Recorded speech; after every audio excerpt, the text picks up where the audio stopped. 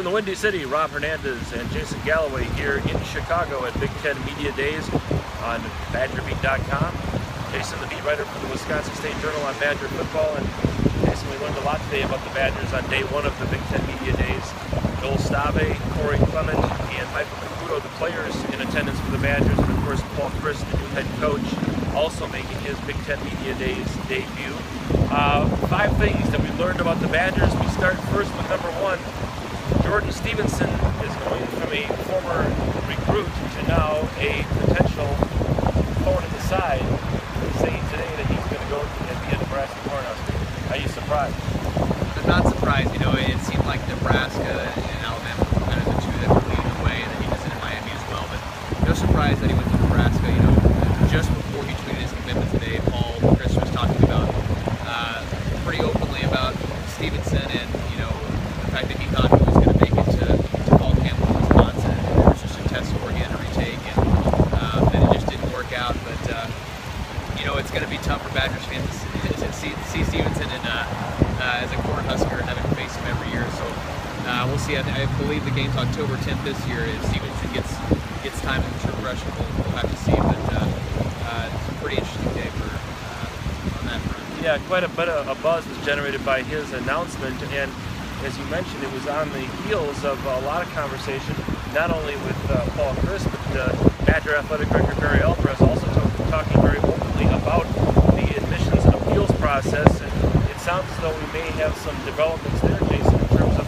going forward with Barry Alvarez also in conjunction or working with the academic side of the university in terms of changing the appeals process. Yeah, Alvarez dropped some news today on us saying that, you know, about 5 years ago, the appeals process to get these kids admitted changed. You know, coaches used to be able to, I guess, appeal on the athlete's behalf, student athlete's behalf, through the specific college at the university first before it went to the admissions office. But apparently 5 years ago, it now goes to the admissions office first, which really makes it more difficult for coaches to be able to really speak on behalf of the players. You know, Alvarez talked about the fact that these, you know, a lot of the people in the admissions office are just looking strictly by numbers and test scores, right, without allowing the coaches to kind of fit for their guys and explain why they would be, you know, good student athletes at the university. So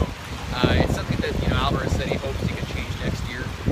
So we'll have to keep an eye on that and see if that happens, and maybe that will, you know, help, you know, athletes like Jordan Stevenson or maybe like a Greg Evans from a year ago to get into Wisconsin, where the last few years maybe they never was. Yeah, very interesting stuff from both Paul Chryst and Barry Alvarez. Credit to them, really, because they're talking openly about it. I think one thing that we've seen in the wake of the Jordan Stevenson news a week ago is a lot of mystery on the part of the fans. They just don't know what contributed to that. I think some, you know, perhaps some clarity was given to that whole issue here today on day one of Big Ten Media Days.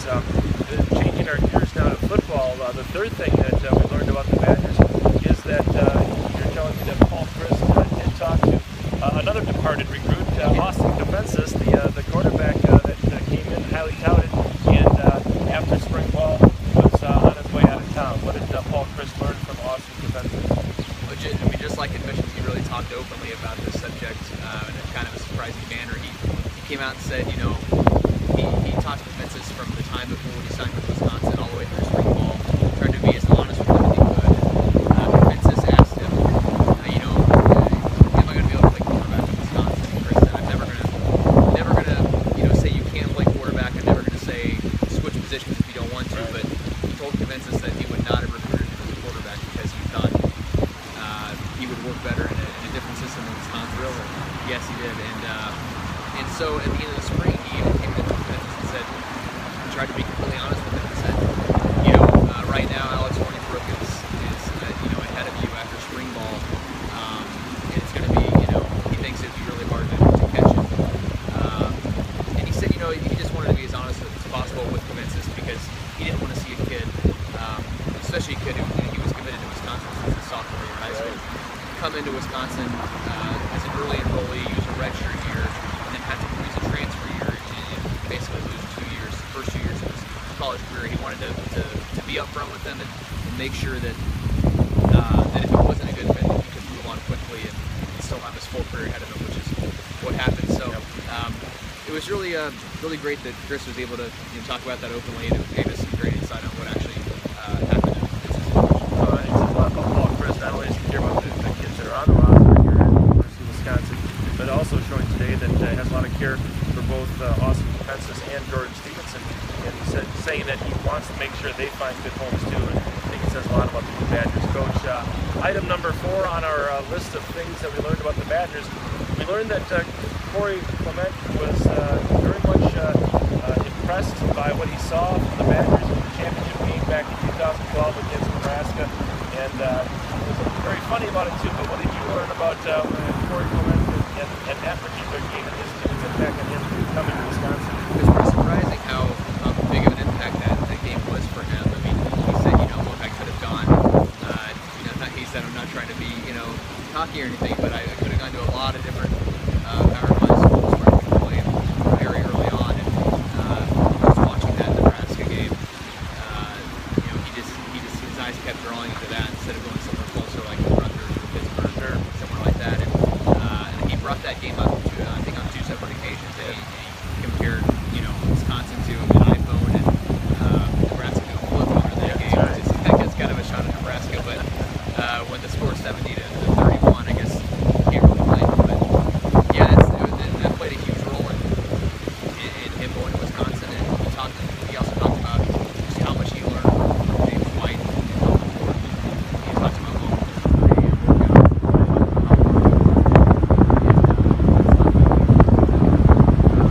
picked up his workouts in the offseason after watching Melvin. So I think he's really excited to finally be the #1 guy, and I think Badger fans should be really excited about him finally getting a chance. Yeah, another funny moment from the story about that game and about seeing Melvin Gordon for the first time as he saw him on the sideline. Melvin wasn't the guy yet, kind of like Corey Clement wasn't the guy last year, and he said, boy, Melvin looks like he could be a pretty good running back, and sure enough he was, and we'll see if Corey Clement becomes that next guy. Number 5, last on our list, the polls are out, and the Badgers come in number 18 in the coaches poll, and I guess, do we feel that's where the Badgers belong at this stage in the process?